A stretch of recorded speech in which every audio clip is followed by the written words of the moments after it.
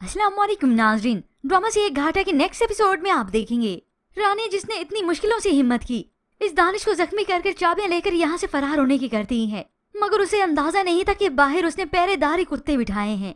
उसके आदमी तो हैं ही, बस आखिरी हद पार करना रहती थी और उसी वक्त ये दानिश आकर इसे पकड़ लेता है।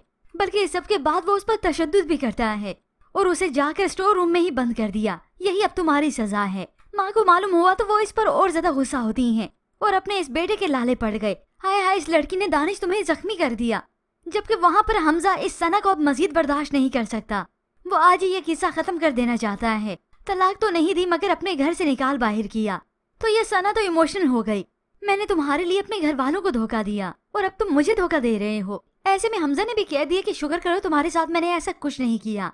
प्यार तो मैं भी रानी से करता हूँ। तुमने और तुम्हारे खानदान ने जो कुछ भी हमारे साथ किया है ना, उसका अंजाम यही था। जिस तरह से इस घर में आई थी उसी तरह घर वापस जा रही हो।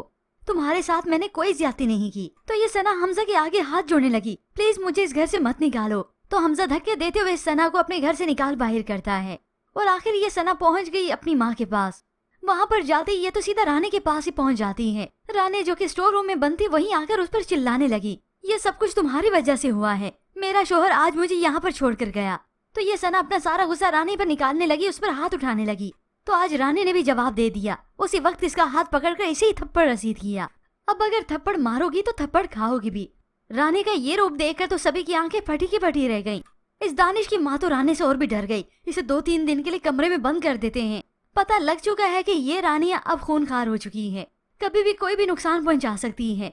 अपने बेटे को भी रोकने लगी कि ये ना हो मेरा बेटा फिर से इस रानी के करीब आए और ये मेरे बच्चे को ही नुकसान पहुंचा दे। अब ऐसे में दानिश अपनी बहन सना पे ही गुस्सा करता है। रानी ने ये देखा तो उसे सुकून महसूस होने लगा कि अच्छा हुआ है, अब अपने आप को ही काट रहे हैं।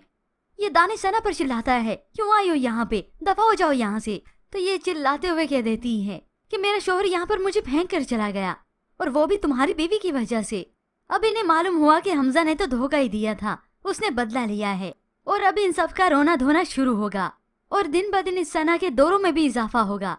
ऐसे ऐसे वार्ड के झटके देगी कि ये पूरा घर हिल कर रह जाएगा, क्योंकि ये सना अब किसी को भी यहाँ पर सुकून से नहीं रहने देगी। रानी को हाथ लगाएगी तो वो उसे नहीं छोड़ेगी, क्योंकि अब इन सब के बुरे दिन शुरू हो चुके हैं।